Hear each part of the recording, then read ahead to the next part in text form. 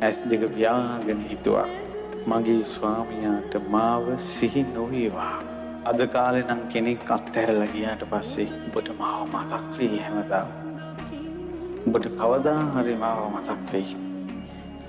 Message ගගහා මතක් කරනවා. ඒ අයට පේන්ට ගමන් බිමන් ගිහිල්ලා මතක් කරනවා.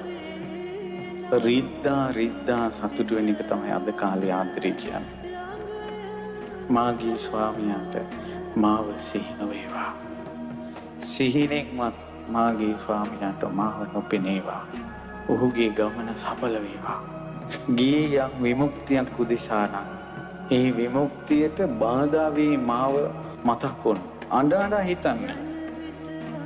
මේක විශ්වාස කරන්න බෑ ලෝක සත්වයාට මෙහෙම කෙනෙක් හිතයිද කියලා. ඒ වුණාට යසෝදරා හිතුවා. යසෝදරාව හිතුවා